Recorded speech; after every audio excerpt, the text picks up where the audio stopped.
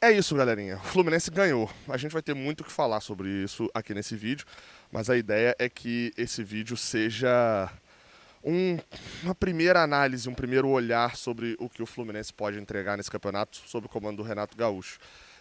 Óbvio, não deu para mudar praticamente nada ainda no Fluminense, tá? O Renato Gaúcho teve basicamente uma conversa e um treino. É isso que ele teve até agora. O Renato Gaúcho treinou o time na sexta-feira, mas muito na base da conversa. No sábado já teve que olhar para o Red Bull Bragantino já direto com o time e decidiu não fazer mudança no time aqui no Maracanã. O time que foi escalado foi o mesmo do jogo contra o Once Caldas. E se você teve algum probleminha na tua antena na hora que você ligou ali, o Fluminense Fortaleza também foi o time que você achou que era titular contra o Fortaleza, porque o Lima já tinha entrado no lugar do Serna. E esse primeiro olhar aqui sobre esse time vai passar muito sobre uma mudança de postura. A gente já tinha falado isso lá contra o Once Caldas, uma vitória que eu chamei de vitória na raça. O Fluminense nem foi tão bem assim contra o Once Caldas. Mas, obviamente, o primeiro olhar que se teve lá era um time diferente de Fortaleza. Um time que em Fortaleza era um time bagunçado, mas que também não tinha vontade. Era um time que estava ombro abaixado, correndo atrás dos caras com uma vontade impressionante, né? De dar inveja a bicho preguiça, assim. A verdade é essa. No jogo de Once Caldas, não. Lá no jogo em Manizales, um time que se doou bastante, que correu bastante, mas ainda desorganizado. Era um time que não sabia muito, em alguns momentos, o que fazer com a bola, mas na base da vontade. O Renato conversou, houve uma mudança de postura, obviamente enfrentar o Red Bull Bragantino, time que no ano até agora não rendeu, faz uma diferença. Mas, desculpa, lá contra o Once Caldas também não é um time que é muito melhor do que o Red Bull também não. Na verdade, não sei nem se é melhor. Mas tinha ali um pouquinho de altitude, o contexto da viagem, do cansaço, que faziam com que o jogo de lá também fosse difícil. Mas a gente viu evolução técnica em alguns jogadores.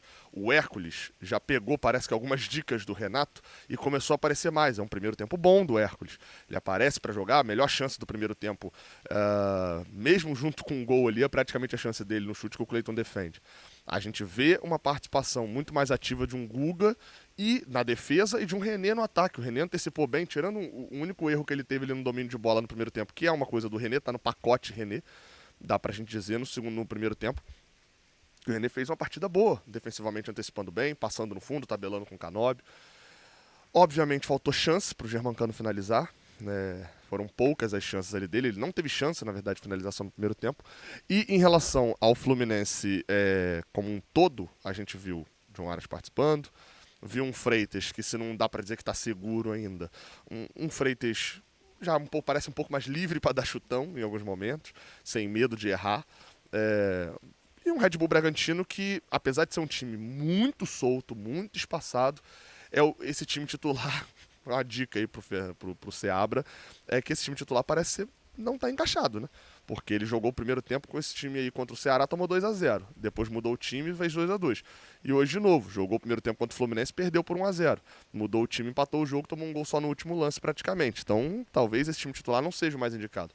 É um time que não marca tão bem, é um time que não tem tanta pegada meio de campo, sente falta do Lucas Evangelista ainda, desde a saída dele para o Palmeiras. O time que o Red Bull no ano passado, que já tinha um meio de campo com déficit de marcação, segue com um time extremamente leve e um time que não tem criação. Então isso facilitou o nosso serviço. Mas o nosso serviço também foi de marcar em cima, de marcar a saída de bola. O Fluminense pressionou, teve algumas chances originadas, que foram originárias em erro de passe do Red Bull na saída de bola, porque o Fluminense subiu a marcação.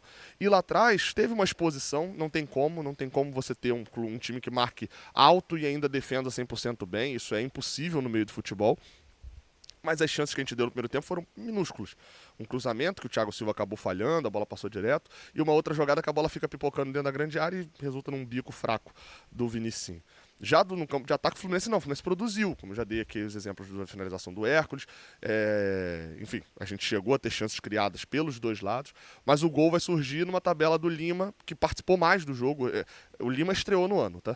O ano de 2025 do Lima era de um Lima irreconhecível no Fluminense até agora, que a gente não viu em 23 nem em 24.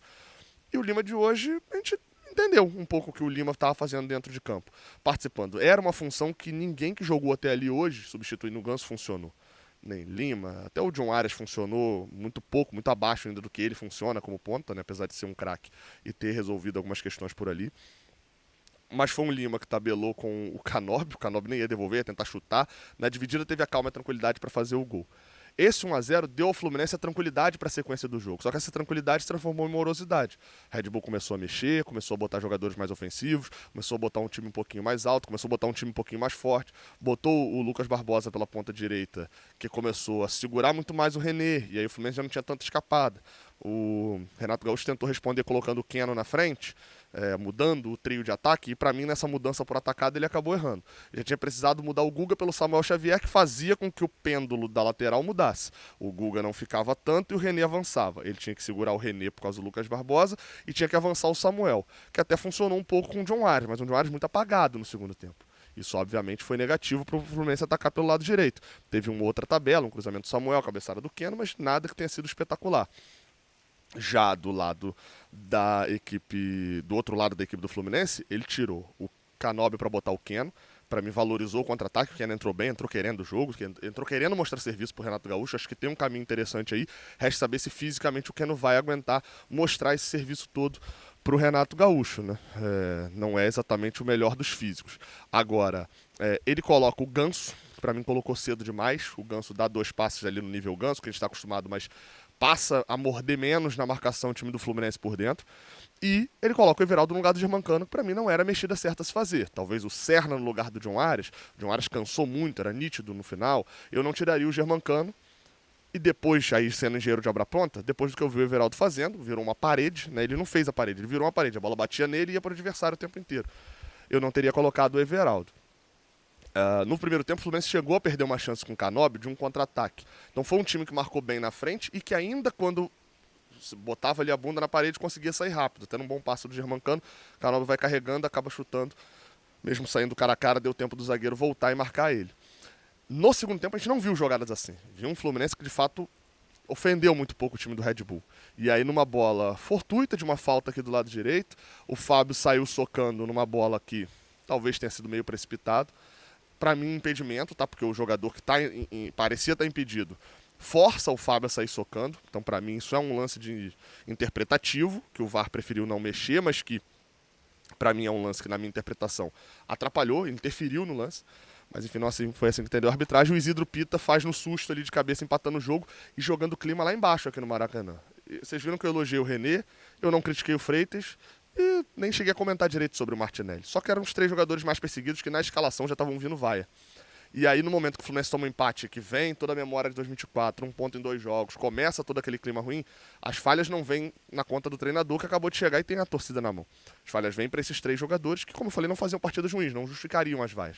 E aí eu acho muito interessante, só um parêntese, que é o Martinelli, mas hoje não estava mal, mas justifica as vaias pelo ano. Então vamos vaiar o Hércules também. Então, né? Mas enfim, a arquibancada é uma massa mais irracional, né? Que não se move pela racionalidade. O Fluminense...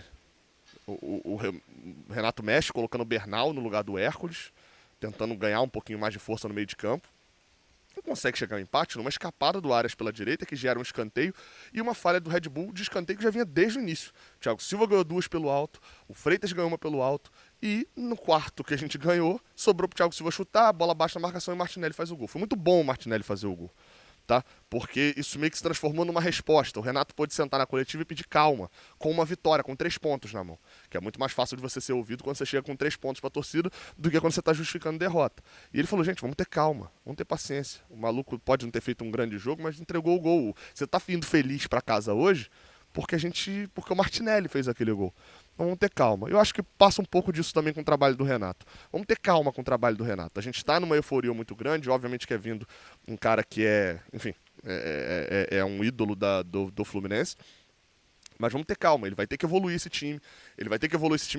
A comparação que eu fiz é o seguinte: de hoje até o Mundial, 30% dos treinos do Renato serão num estádio com torcida.